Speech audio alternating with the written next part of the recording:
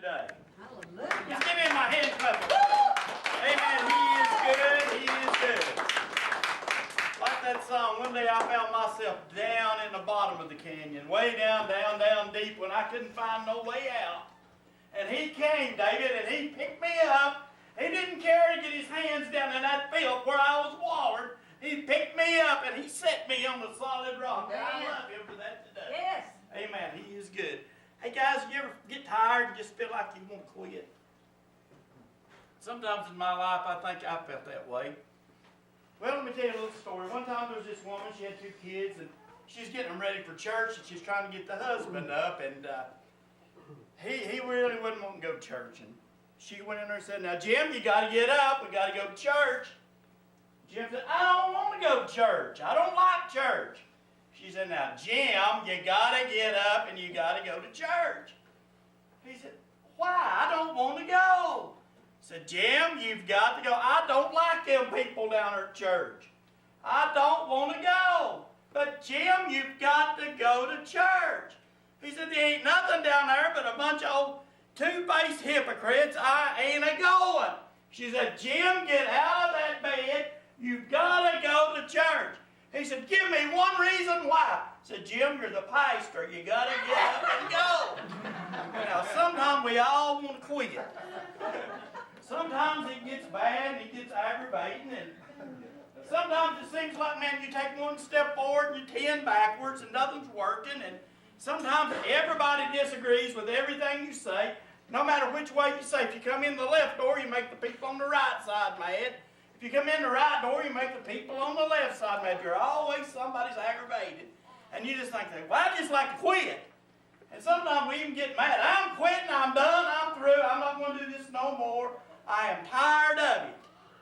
And I think we all go through that sometimes, David. Maybe it's on the job, maybe it's church work. I find sometimes in church work it's pretty hard. But now, there's no place to quit. There's no place to slow down. There's no place to turn around and say, "I'm just going to rest a while." No, we got to press through. We've got to press through. Now in the Bible, Moses, as strong as a man as he was, a meek as a man he was, and when he led the children of Israel out of Egypt, all he heard was griping, whining, and complaining. There wasn't nothing going good for him. And he thought, why am I fooling these people? It looked bad. They always whining, there ain't no onions, there ain't no cucumbers, there ain't no water, there ain't no meat to eat. So he said, "Lord, just kill me, I want to quit." But really there's no place to quit, are there? No place. And we look at Joshua, that great general, that great leader of the armies. He went up and he stood against Jericho and the walls fell down. The next city he goes against Ai. Man, they suffer a big defeat. And here Joshua, "Lord, just kill me, just kill me." The Lord said, "Get up, there's sin in the camp. There's no time to quit." Let's look at Elijah. Won that great victory on Mount Carmel, and all the prophets of Baal were slain. Man, he was a hero, David. And that one little old woman scared him to death, and he runs, and he's hiding in a cave, and said, "Lord, there ain't nobody left to serve you but me." And he said, "Get up! Don't quit." It's so easy to quit, ain't it? In 1940, there was a man named Clarence Jordan.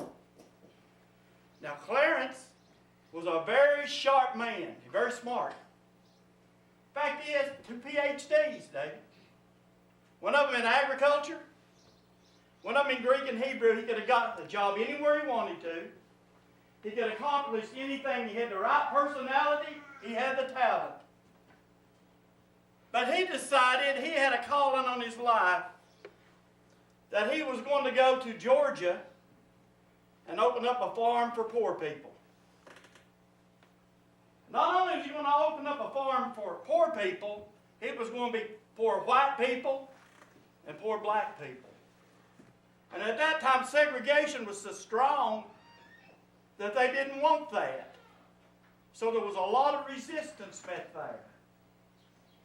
Well, he got his farm going, and he had poor white people and poor black people, and God was really blessing him. But those people down in the deep south, down in Georgia, didn't like that. So they tried to boycott the crops that he had. But the problem was he had better crops than anybody else had and was selling them at a cheaper price, so he couldn't boycott it. So they decided that when some of the workers would come into town, they'd cut their tires and try to abuse them, and that didn't work. Poor old Clarence, he kept at it. Well, in 1954, the Ku Klux Klan decided they'd had enough of Clarence. We're going to put an end to this. And that night they come out to the farm and they burn every house on the farm where the people lived, the tenants lived. Every house except Clarence's house, and they shot it full of bullets. The next morning, it's nothing but smoldering mess. And Clarence is out there reflecting on what had happened the night before, and he recognized a lot of the voices in that crowd. And what was a shame was most of them was church people. There was one voice that really hung out, and that was the reporter of the local newspaper. He was the ringleader.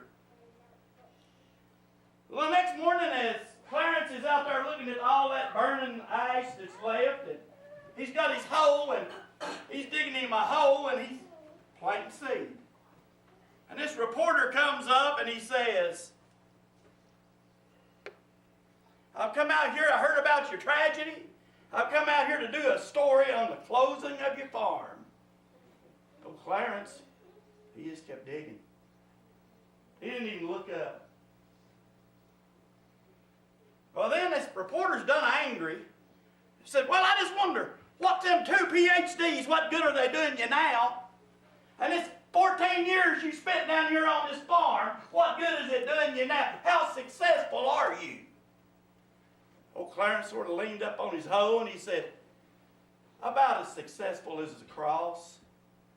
Said, you got it all wrong. He said, we're not here to succeed. We're here to be faithful and to continue and not quit. From that day on, nobody bothered them anymore. See, if you continue on, press on, don't stop, everything will work. Now back to the Bible. The Apostle Paul, he had been beaten with a whip by the Jews 5 times. 39 lashes 5 times. He had been beaten by the Romans 3 times with big sticks. He had been shipwrecked. He had been out in the cold. He had been out where there was no food. He had been in the prison, and even his best friends that were supposed to support him had left. He was all alone. That's a good recipe to quit, but not Paul. He said, when you run the race, you run to finish the race. So there's no place to quit in your life. When we quit and we give up, we're not pleasing God. Paul found 3 little old secrets right here. How to keep from quitting. He knew the promises of God, David. He knew that God had promised him his presence.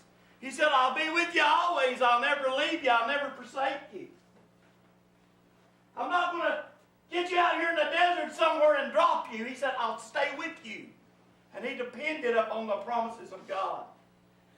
That promise that said, I'll always be there. He depended upon that promise that said, I will always protect you. He said, no weapons formed against you is going to prosper. That no enemy can rise up. He said, people may fall on every side, but you'll be protected. My protection is upon you. I'm like a mighty eagle that's got my wings wrapped around its chick. And think how awesome that is, God's protection. And I'm going to read a little bit right here. This is the 3rd thing that Paul was dependent on. God's blessings. The Lord will make your business and your farm successful. Now this is God speaking. He ain't saying your business might succeed. He ain't saying that your farms might have crops. And it says it will succeed. You will have many children. You will harvest large crops. And your herds of cattle and flocks of sheep and goats will produce many young. You will have plenty of bread to eat. The Lord will make you successful in your daily work. The Lord will help you defeat your enemies and make them scatter in all directions. The Lord, your God, has given you the land, and He will make sure you are successful in everything you do. Your harvests will be so large that your storehouses will be full. Here's the catch. If you follow and obey the Lord, He will make His own special people, just as He promised. And everyone on earth will know that you belong to the Lord, and they will be afraid of you. The Lord will give you a lot of children and make sure that your animals give birth to many young. The Lord promised your ancestors that this land would be yours. And He will make it to produce large crops for you. The Lord will open the storehouses of the skies, where He keeps the rain, and He will send rain on your land at just the right times. He will make you successful in everything you do, and you will have plenty of money to lend to other nations, but you won't need to borrow any for yourself. If we don't quit, if we are relying upon these promises of God, when the devil comes and tells you to throw in the towel, quit, don't go on, you got to stop, that's the time to stub up and say, no, I'm running the race, I'm not going to stop, I'm going to the end of the finish line. How many of you in here today have determined you're going to finish the race? Amen. You're just not going to run the race. We're finishing the race. We're going to win the prize. That's right. That's what it's all about. We're in a race. There's a prize to win. Let's get running.